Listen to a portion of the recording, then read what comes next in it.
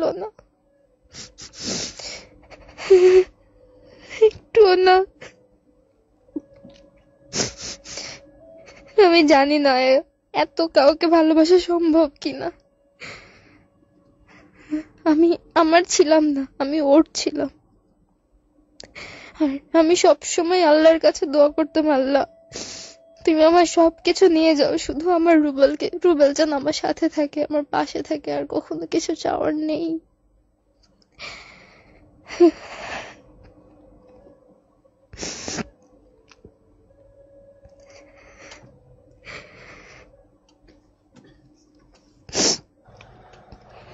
প্রিয় শ্রোতা যারা আমাদেরকে শুনছেন, আমরা নাজরিন আক্তার হ্যাপি চিত্রনায়িকা তার কথাগুলো শুনছিলাম এবং আপনাদের প্রচুর কমেন্ট আমার কাছে আছে এবং আপনারা প্রচুর সাড়া আমাদেরকে দিচ্ছেন। পাশাপাশি বলতে চাই, অন্ধকারের গল্পের এই আয়োজনটির পিছনে একটি টিম কাজ করে, যারা প্রচণ্ড পরিশ্রম করে, প্রচণ্ড পরিমাণে নিজেদেরকে নিবেদিত করে যে কোনো সমসাময়িক ঘটনা যেগুলো আপনাদের জানতে চাওয়া সেগুলোকে তুলে আনে ঢাকা FM 90.4, বাংলাদেশের প্রথম ফুল এইচডি এফএম স্টেশন, এই প্ল্যাটফর্মে, এই স্টুডিওতে, এই মাইক্রোফোনের সামনে। ন্যাচারালি এখানে যে মানুষটা কথা বলেন জুয়েল, তার পরিবর্তে আজ কথা বলছি আমি ইভান। নিয়মিতভাবে এরপর থেকে তিনি আবার জয়েন করবেন এবং এই অনুষ্ঠানটির প্রডিউসার সাদেক সামি, তাকে অসংখ্য ধন্যবাদ প্রতি সপ্তাহে এরকম চমৎকার করে আয়োজনগুলো করার জন্য। পাশাপাশি একটি পুরো একটি অনেক বড় একটি দল আমি যদি বলি, তারা আমাদেরকে সহযোগিতা করছেন এই পুরো আয়োজনটি, বিশেষ করে risingbeauty.com। তারা কিন্তু তাদের পেজে লাইভ তারা দেখাচ্ছেন পুরো বিষয়টা, পারলে আপনারা সেটাখানেও দিতে পারেন। এছাড়াও আমাদেরকে নিউজ কভারেজ করে আমাদেরকে সহযোগিতা করেছেন অনেকেই। দেশের বাইরে থেকে অনেকেই আমাদেরকে শুনছেন ঢাকা FM904.com এই ওয়েবসাইটটির মাধ্যমে সরাসরি ভিজিট করে। ইনফ্যাক্ট দেশের যে সমস্ত প্রান্তে আপনারা সরাসরি FM ফ্রিকোয়েন্সি টিউন করে আমাদেরকে শুনতে পাচ্ছেন না, তারাও অনলাইনে আমাদেরকে সরাসরি শুনছেন। কিন্তু এই মুহূর্তে কেউ কেউ হয়তো সমস্যা ফেস করছেন, তাদের জন্য বলতে চাই, আপনাদের প্রচুর পরিমাণে রেসপন্সের কারণে, আপনাদের প্রচুর পরিমাণে সাড়ার কারণে সেখানে কিন্তু খানিকটা সার্ভার মাঝে মাঝে ডাউন দেখাচ্ছে, নানান ধরনের জটিলতা হচ্ছে। একেবারেই আন্তরিকভাবে দুঃখ প্রকাশ করছি পুরো ঢাকা FM 90.4 পরিবার এবং অন্ধকারের গল্পের এই টিমও। পাশাপাশি আরেকটা ব্যাপার আপনাদেরকে বলতে চাই, অনেকেই হ্যাপির পক্ষে, বিপক্ষে কিংবা নিউট্রাল থেকে অনেক কথা বলছেন। অনুষ্ঠানের শুরুতে কিংবা মাঝে কিংবা যখনই সময় পেয়েছি বারবার বলার চেষ্টা করেছি, আপনারা পুরো ঘটনাটা হয়তো এক তরফ থেকে শুনছেন, একজনের পক্ষ থেকে শুনছেন। পুরো ঘটনাটা আপনারা বিচার করবেন আপনাদের বিবেক, আপনাদের বুদ্ধি, আপনাদের চিন্তার সর্বোচ্চ ব্যবহার দিয়ে।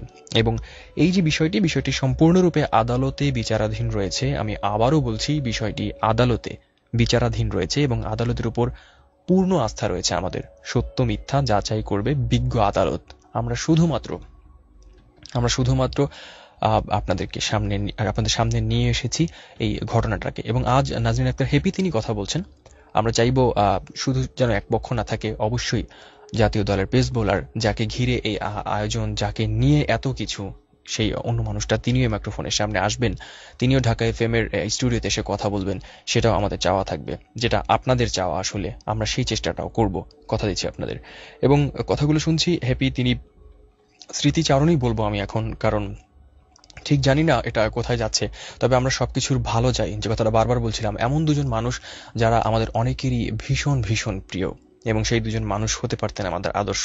সেই সুযোগটা কি এখনো শেষ হয়ে গেছে সম্পূর্ণরূপে, নাকি খানিকটা হলেও কোথাও সেই সুযোগটা আছে, নাকি পুরো হ্যাপি যেমনটা বলছিলেন, আমরা হয়তো প্রি-ডিসাইড কনসেপ্টের কারণে অনেক কিছু আগেই ভেবে ফেলি। সেরকম কারণে ন্যাচারালি যে কোনো ঘটনা ঘটলে যে ফিডব্যাকটা ন্যাচারালি আমাদের ভিতরে আসে, সেরকম করে একে অন্যকে দোষারোপ করছি, নাকি আসলে আমরা মনের ভিতরে কোনো একটা জায়গা থেকে এই দুজন মানুষের পাশে আছি। কি হতে পারে, কি হবে, সেটা আমরা কেউই জানি না। তবে আমরা এটা জানি, আমরা মধ্য কথা শেষ পর্যন্ত ভালো কিছু চাই। এটা হলে খুবই ভালো হয়, আবার যদি আমরা দুজনকে একসাথে দেখতে পাই। আদৌ আমরা জানি না সেটা সম্ভব কি সম্ভব না। একেবারে পুরো বিষয়টা এখন এমনভাবে গড়িয়েছে, আমরা আবারও বলতে চাই, বিষয়টি কিন্তু আদালতে বিচারাধীন রয়েছে। আদালতের উপর পূর্ণ আস্থা রয়েছে আমাদের সকলের, এবং সত্যি মিথ্যা যাচাই করা বিজ্ঞ আদালতের ব্যাপার। হ্যাপির কথাগুলো আমরা শুনছিলাম। আমার সাথে যারা জয়েন করেছেন, আমি কিছু কিছু কথা পড়তে চাই।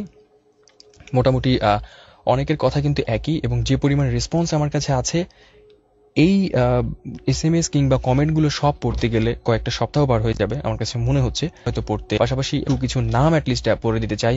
অনেকে অনেক জায়গা থেকে বলছেন আমাদেরকে। আরফিন সাগর জয়েন করেছেন, অ্যান্ড জয়েন করেছেন আমাদের সাথে। ছদ্মনামে যারা জয়েন করেছেন, ছদ্মনামটা পড়ছি না। কাজী নিশান জয়েন করেছেন, অ্যান্ড সোহাগকে দেখতে পাচ্ছি, আছেন আমাদের সাথে আতাউর রহমান খন্দকার, মুস্তাফিজুর রহমান তিনি জয়েন করে আছেন জাকির হোসাইন অ্যান্ড আব্দুর রৌফ আছেন আমাদের সাথে, আল আমিন তালুকদার, আরিফ বাশার জয়েন করে আছেন। পক্ষে বিপক্ষে দুপক্ষেই কিন্তু কথাবার্তা আছে, নিজেরাও ফেসবুকে নানান ধরনের বিতর্কে জড়িয়ে পড়ছেন এবং অনেকেই কিন্তু আবার যেভাবেই হোক একটা সমাধান চাইছেন, সেটা আসলে সময় কিংবা সবকিছুর উপরে নিশ্চয়ই নির্ভর করবে। অ্যান্ড জয়েন করেছেন রাজীব সাহা, শফিকুল ইসলাম শাওন জয়েন করেছেন, অনেকেই অন্ধকারের গল্পের টিমকে থ্যাঙ্কস দিয়েছেন, you are all welcome. SK Arif join করেছেন, হৃদয় আছেন আমাদের সাথে, এদিকে জাহিদ হাসান, রাসেল রহমান, আরো অনেক অনেক মানুষ যাদের নামগুলো পড়তে পারছি না একেবারে, প্লিজ আমি সরি চেয়ে নিচ্ছি। এদিকে মফিজুল ইসলাম খান SMS পাঠিয়েছেন, জামাল আছেন, জয়েন করেছেন, আরো অনেক ফ্রেন্ড আমাদের সাথে এই মুহূর্তে জয়েন করেছেন আমাদের স্টুডিওতে। মাইক্রোফোনে তাকে আমরা নিতে চাই, এই অন্ধকারের গল্প অনুষ্ঠানটির প্রোডিউসার সাদেক সামি, এবং যিনি অক্লান্ত পরিশ্রম করে আসলে অনুষ্ঠানটা আপনাদের সামনে এনেছেন এবং তিনি আমাদের সাথে পুরো প্রক্রিয়ায় ছিলেন। অনুষ্ঠানের কিছুটা হলো শেষের দিকে আমরা চলে এসেছি, এই মুহূর্তে আমরা স্টুডিওতে আমাদের অনুষ্ঠানে মাইক্রোফোনে নেব সাদেক সামি। সামি ভাই। ইভান ভাই অনেক ধন্যবাদ। আমি আসলে এই মুহূর্তে ধন্যবাদ দিতে চাই যে আমাদের এই মুহূর্তে লাখো লিসেনার এই মুহূর্তে আমাদের সঙ্গে আছেন, তারা এত রাতে এত কষ্ট করে আমাদের সঙ্গে আছেন এবং আমরা যখন থেকেই এই প্রোগ্রামে ঘোষণা দিয়েছি তারা সেই সময় থেকেই আমাদের সঙ্গে আছেন।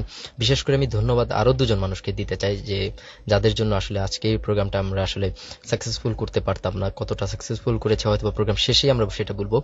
জিশান ভাই এবং আমাদের সঙ্গে রাহাত ভাই আছেন, এই দুজন আসলে আমাদেরকে সার্বিকভাবে সহযোগিতা করেছেন। আমি পুরোপুরি তাদেরকে অনেক অনেক ধন্যবাদ জানাতে চাই টিম অন্ধকারের গল্পের পক্ষ থেকে। ইভান ভাই আপনি তো আজকে পুরো প্রক্রিয়ার সঙ্গে ছিলেন এবং আজকে শুনছেন, আজকে আমাদের সঙ্গে উপস্থিত আছেন নাজনীন আক্তার হ্যাপি, যিনি আমাদের ক্রিকেটার পেসার রুবেল হোসেনের বিরুদ্ধে কিছুদিন আগেই তিনি মামলা করেছেন 13 তারিখ, এবং আজকে উনি আমাদের মাঝে উপস্থিত হয়েছেন এবং আমার মনে হয় প্রথম কোনো মিডিয়াতে উনি এতটা সময় নিয়ে প্রায় 3 ঘন্টা সময় নিয়ে উনি আমাদের মাঝে আছেন। আমরা ওনার কথাগুলো শুনতে চাই।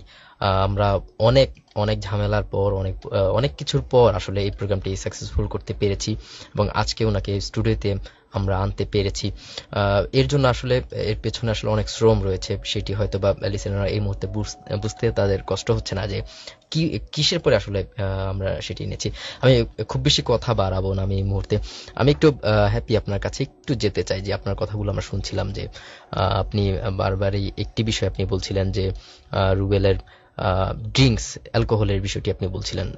আমার একটি বিষয় হয়তো বা আমার জানার ভুল থাকতে পারে, কিন্তু আমি যতটুকু জানি যে দেখা যায় যে প্রতিটা সিরিজ যখন হয় ক্রিকেটের, দেখা যায় একটি মেডিকেল বোর্ড থাকে এবং তারা কিন্তু ফিজিক্যাল ফিটনেস এবং এই অ্যালকোহলের বিষয়টি কিন্তু তারা টেস্ট করেন। তো আপনি যেমনটা দাবি করছিলেন তাহলে তো সে আসলে ক্রিকেট খেলারই কথা না, সে কিভাবে খেললো? হ্যাঁ, এখানে ব্যাপার হচ্ছে কি, অ্যালকোহল নিচ্ছে কিনা এটা আসলে টেস্ট করে না, টেস্ট করে আসলে ফিজিক্যালি ফিটনেস কেমন আছে। ও যেদিন খেলা থাকে তার আগের দিন ও কিছু খায় না, মানে যেদিন খেলা থাকে জাস্ট তার আগের দিন খেলা তো 12 মাস থাকে না, প্র্যাকটিস থাকে, দেখা গেল 2-3 ঘন্টা প্র্যাকটিস থাকে, সকালে থাকলে দেখা গেল ওই দিন আর খায় না, বিকালে থাকলে সেদিন রাতে খায়। তো ওর ব্যাপারটা কি যে ও মানে খেলার আগের দিনই শুধু খেত না, আর সবসময় খেত। মানে খেলার আগে উনি খেতেন না, খেলার পরে উনি খেতেন। তাহলে তো এটির তো একটা রিয়াকশন নিশ্চয়ই থাকতো, কয়েকদিন যাবত উনি হয়তো প্র্যাকটিসে যেতেন, তো তখন আসলে কিভাবে সম্ভব? এটি কি সম্ভব আদৌ? কতটা বিশ্বাসযোগ্য? আসলে ও তো অভ্যস্ত, ও আসলে অভ্যস্ত এই বিষয়টা। আমি ওকে প্রথম দিক থেকে আসলে দেখে আসছি যে ওই বিষয়টাতে কত অভ্যস্ত, যে আমাদের বেঁচে থাকার জন্য যেরকম খাবারের প্রয়োজন, আমার মনে হয় যে বেঁচে থাকার জন্য অ্যালকোহলটা ঠিক সমানভাবে প্রয়োজন। আমার কাছে এটাই মনে হয় আসলে। না, সেটা তো আসলে আপনার দাবির জায়গা ছিল, কিন্তু দাবির জায়গা না, এটাই সত্যি যে ও খেলার আগে ছাড়া সবসময় অ্যালকোহল নিত, এবং যখন ওর হার্ড প্র্যাকটিস থাকতো শুধু তার আগে অ্যালকোহলটা নিত না, তার ছাড়াও সবসময় খেত, এবং ও নেওয়ার পর দেখা গেল ঘুমালে পরের দিন ঠিক হয়ে যেত, আমি দেখেছি ঠিক হয়ে যেত। মানে কিন্তু তার একটা রিয়াকশন তো নিশ্চয়ই থাকতো 2 দিন বা 3 দিন যাবত। একটা লোক ও তো আসলে ইউজ টু, আমি অনেক আগে থেকে ইউজ টু হলেও তো একজন মানুষের আসলে অ্যালকোহল একটা রিয়াকশন থাকতে যাবে, তাই না? মেডিকেল টেস্টে তো এটা ধরা পড়ার কথা, কিন্তু কখনোই কি এরকম ধরা পড়ে না? আমি জানি না, আমি যতটুকু জানি, আমি জানি না। আপনি কি নিজের চোখে দেখেছেন এরকম কখনো? নিজের চোখে না দেখে আসলে বলছি না। ওকে তো আমি জানি, ওকে আপনার সঙ্গে পুরোটাই যখন উনি জানি। আপনার সামনে খেতেন, আপনি ওনাকে ভালোবাসেন, তো একজন মানুষ অ্যালকোহল খাবে, আপনি কি তাকে কখনো না করেছেন? কেন করব না, করেছি। সবসময় করতাম, ও শুনতো না। দেখা গেল যে চুরি করেও খেত, বা আমার সামনে খেত না, অনেক খেয়ে আমার সামনে আসতো বা পরে খেত। সবসময় তো আসলে ওর সাথে থাকা সম্ভব হয়নি। অনেক সময় কাটিয়েছি, এটা সত্যি কথা, কিন্তু সবসময় থাকা সম্ভব হয়নি। কিন্তু এটা শিওর যে জানি আমি ওর খেলা হ্যাপি, আপনাকে থাকলে কিন্তু শুধু বলতে খেত চাই এই না। মুহূর্তে কিন্তু আমাদের সঙ্গে লাখো লিসেনার শুনছে। আপনি যদি বিন্দু পরিমাণ এই কথাটিতে আপনি যদি ভুল থাকে বা মিথ্যা প্রমাণিত হয়, আমাদের একজন জাতীয় বীরই আমি বলতে চাই, উনি হ্যাঁ, আমাদের জাতীয় আমার দলের এখানে ক্রিকেটার। আমার এই বলার মধ্যে একটু ভুল বা মিথ্যার প্রশ্নই ওঠে না। ও খেলার আগে শুধু ড্রিঙ্ক করতো না। খেলা তো সবসময় হয় না, প্র্যাকটিসও হয় 2-3 ঘন্টা। আর আমি যতটুকু জানি ওদের হার্ড প্র্যাকটিস যেটা হয়, যেটা রানিং হয়, সেটা হচ্ছে সপ্তাহে 2 বার না 3 বার, যে অনেক দৌড়াতে হয়। ও তার আগে ড্রিঙ্ক করতো না, বাট এছাড়া খেলার 2 দিন আগে হলেও ও ড্রিঙ্ক করতো। এবং ওর ড্রিঙ্ক করার টাইম থাকে এরকম, সন্ধ্যা থেকে ড্রিঙ্ক করা শুরু করে আস্তে আস্তে 9টা 10টা পর্যন্ত করে, দেন তারপর ঘুমিয়ে পড়ে এবং সকালে ওঠে। তার ফ্যামিলিতে কেউ এটা জানতো না? ওর ফ্যামিলিতে কেউ জানতো কিনা আমি আসলে জানি না, কারণ ফ্যামিলি ওর সাথে থাকতো না, থাকে না। আচ্ছা, মিরপুরে কি উনি একাই থাকতেন? হ্যাঁ। আচ্ছা, পুরো একটি বাসায় একা? হ্যাঁ, পুরো বাসায় একা থাকতো। আচ্ছা, আরো একটি আপনার কথাটি আমি বারে বারে আপনাকে একটু মনে করে দিচ্ছি যে এই মুহূর্তে কিন্তু আপনি একটি মিডিয়ার সামনে আছেন এবং লাখো লিসেনার কিন্তু এই মুহূর্তে আমাদেরকে শুনছে। তারা কিন্তু বিষয়টিতে আমাদের একজন জাতীয় বীর সম্বন্ধে আপনি বলছেন। আমি আশা আমি করি এখানে একটা আপনি কথা সবগুলো বলবো। কথা সত্য কথা বলবেন। অবশ্যই এখানে আমি একটা কথা বলবো, সেটা হচ্ছে জাতীয় বীর বা জাতীয় দলে প্লেয়ার বলে কি সে কি অন্যায় কোনো কাজে লিপ্ত থাকতে পারে না? এটা হচ্ছে আমার প্রথম প্রশ্ন যারা শুনছে তাদের কাছে। অনেকেই তার হয়ে বলছেন বেশি অন্যায় করলেও তারা মেনে নিচ্ছে না, বাট কেন? একজন ক্রিকেট তারকা বা একজন সেলিব্রিটি, তাদের ব্যক্তিগত জীবনেও তো খারাপ কিছু থাকতে পারে। তো এই বিষয়টা তো এভাবে দেখার কিছু নেই। আচ্ছা, কিন্তু দেখা গেল যে কেউ একজন অ্যালকোহল নিল বা 2 দিন বা 3 দিন বা 4 দিন পর তার যখন নাকি টেস্টটা করা হয়, তার ইউরিন টেস্ট যেটা করা হয়, তখন তো সেটিতে ধরা পড়ার কথা। আমি বলি, এই ব্যাপারটা আসলে ওদের কি মানে টেস্ট। কতটুকু সত্য আমার কাছে আসলে এই বিষয়টা একটু আচ্ছা আচ্ছা, একটু আমি বলি, ওর যে বিষয়টা, অ্যালকোহলের বিষয়টা, আমার কাছে যে ফোন রেকর্ড গুলো আছে এর মধ্যেও অনেকগুলোতে প্রমাণ পাওয়া যাবে। ও নিজে, ওর আসলে কি, আমি কি করে বোঝাবো, যে ওর যখন খেলা থাকে ওর 2 দিন আগে থেকে ও আসলে অ্যালকোহল খায় না, বা একদিন পর বা প্রতিদিন একটু করে হলেও খাবে। একসাথে যে অনেক খেয়ে ফেলে তা না, প্রতিদিন কিছু একটু একটু করে খায়, এবং মাঝে মাঝে সেটা পরিমাণটা বেড়ে যায়, সেটা মাঝে মাঝে বেড়ে যায়। আর ম্যাক্সিমাম টাইমই একটু করে খায়, মানে খাই, এটা নিয়ম ওর, ও আচ্ছা, খাবেই। মানে এটা আসলে এবং একান্তই ও বাইরে গেলে, ওয়েস্ট ইন্ডিজ থেকে আসার সময় প্রচুর পরিমাণে অ্যালকোহল এনেছিল খাওয়ার জন্য, এবং আমার সামনেই আসলে অনেক সময় খেত। আমি এত বোঝাতাম, তারপরে শুনতো না, বলতো যে আচ্ছা ঠিক আছে, আজকেই লাস্ট। ওর প্রতিদিনই একটা কথাই ছিল, আজকে লাস্ট, আর খাবো না। আর প্র্যাকটিস তো আসলে মাঝে মাঝে ছুটিও থাকে, বাইরে থেকে আসার পর 3-4 দিন 5-6 দিন, আবার ঈদের সময় অনেক দিন ছুটি থাকে। ওই টাইমে তো আসলে চাপ থাকে না। তারপরে খেলা শেষ হয়ে যাওয়ার পর 2-3 দিন ফাঁকা থাকে, ওই টাইমটাতে এরকম। আসলে খেলা তো আসলে সবসময় থাকে না, প্র্যাকটিসও ওরকম যে সবসময় হার্ড হয় তাও না। মাঝে মাঝে যখন ওই টেস্ট গুলো হয়, আমি যতটুকু জানি ওর কঠিন যেগুলো থাকে সেটা হচ্ছে সপ্তাহে 1বার না 2বার হয়। আর নর্মালি হচ্ছে যে টুকটাক যে করে ওগুলো, আমি তো আসলে পুরোটা জানি না, হালকা যেগুলো ওগুলো তো প্রবলেম হয় না, এটা আর কি। আসলে পুরো জিনিসটা আসলে পুরোপুরি আপনার দাবি। আমরা হয়তোবা জিনিসটা বাট আমার মানে ও আমি হচ্ছে, একটু যে জিনিসটা বলতে চাই যে এই মুহূর্তে এই কথাগুলো আপনি বলছেন পুরোপুরি আপনি একজন হ্যাপি হিসেবে কথাগুলো বলছেন। আমরা আশা করি আমাদের সেই ক্রিকেটার আমি রুবেল ওকে কোনো যতটুকু প্রোগ্রামে দেখেছি, হয়তোবা হ্যাঁ, কোনো প্রোগ্রামে বা আমাদের প্রোগ্রামের মাঝখানে উনি আমাদের সঙ্গে কথা বলার চেষ্টা করবেন। আমরা জানি যে উনি শুনছেন এই মুহূর্তে আমাদেরকে।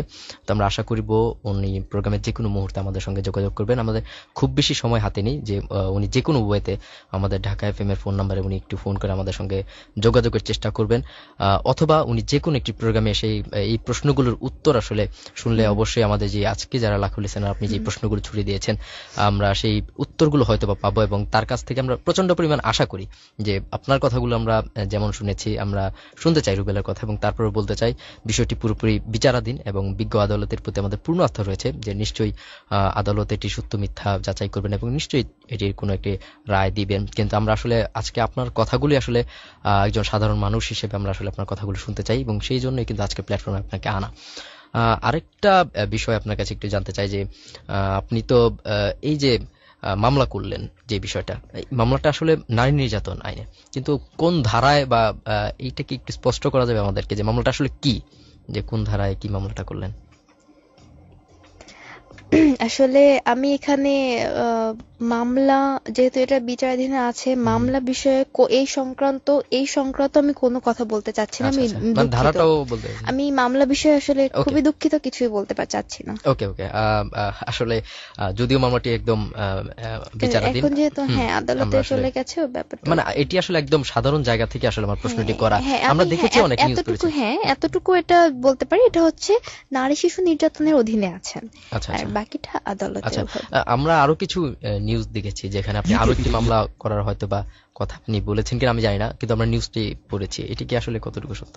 প্রতারণার মামলা, এই টাইপের কিছু একটা আম, এখনো পর্যন্ত আসলে এরকম কোনো চিন্তা সিদ্ধান্ত করা নিয়ে হয়নি। আচ্ছা, মামলাটি তো এখনো বিচারাধীন এবং 4 সপ্তাহের উনি বেল নিয়েছেন, হ্যাঁ। উনি জামিনে আছেন। পরবর্তী স্টেপটি আপনার কি, আপনি কি আশা করছেন এই টাইপের, আসলে যদি আপনি বলতে চান? হ্যাঁ, এখন যে ব্যাপারটা সেটা হচ্ছে, এখন তো আর কোনো ভালোবাসা নেই ওর হুম হুম প্রতি। ও যে কাজটা করেছে, হুম হুম। অমানুষিক যে কাজটা করেছে, মানে আপনার দৃষ্টিতে এখন অমানসিক? আমার দৃষ্টিতে আসলে, এখন আমি যদি বলি ব্যাপারটা শুনতে হয়তো খারাপ লাগবে, তারপরেও বলছি যে আমার দৃষ্টিতে না, আমার জায়গায় প্রতিটা মেয়ে যদি একবার এসে চিন্তা করে তার সাথে কি হয়েছে। আমি আসলে অন এয়ার এত মানুষের সামনে ডিরেক্ট এভাবে কথাগুলো বলা যায় না, কিন্তু আমি যেটার প্রেক্ষিতে আসলে মামলাটা করেছি, এটা মানে ব্যাপারটা এইরকম যে সেদিন সকালে আমার সাথে আসলে কি ঘটেছিল, হুম হুম এই ঘটনা আসলে মানে মোটামুটি আমি ওভাবে ক্লিয়ার করে বলতে পারছি না। আমার মনে হয় সবাই একটু বুঝে নেবেন। তখন আমি রুবেলকে বারবার বলছিলাম যে রুবেল, তোমার সাথে আমার কোনো সম্পর্ক রাখা সম্ভব না। হুম হুম তখন আমার সাথে কোনো একটা ব্যাপার খারাপ হয়েছিল, হুম যেটার উপর ডিপেন্ড করে আমি মামলাটা করেছি। ইভেন আমি না, একটা মেয়ে, আমার জায়গায় যে কোনো মেয়ে বা সবাই একটু ভেতর থেকে চিন্তা করলে বুঝতে পারবে, শুধু সে আমার চোখে না, হুম সে সবার চোখে অপরাধী। এবং যারা তার হয়ে বলছেন যে সে কোনো অপরাধ করতে পারে না, হুম হুম অনেক কিছু, আমি তাদেরকে বলবো একটু ওয়েট করেন। হুম হুম আদালতকে সম্মান রেখে বলছি, আদালতের যে বিচারটা আদালত অবশ্যই করবে, এবং আমি চাই অবশ্যই সত্যের পক্ষে থাকবে। যদি আমি মিথ্যা কথা বলে থাকি, আমি চাই অবশ্যই যেন আমার শাস্তি হোক। আর আচ্ছা, আমার মামলা মানে করাটা যদি, আপনি তো এই ব্যাপারটা একদম সজ্ঞানে নিচ্ছেন, যদি আপনার হ্যাঁ হ্যাঁ অপরাধ অবশ্যই হয়ে থাকে। অবশ্যই, এখানে আমার অপরাধের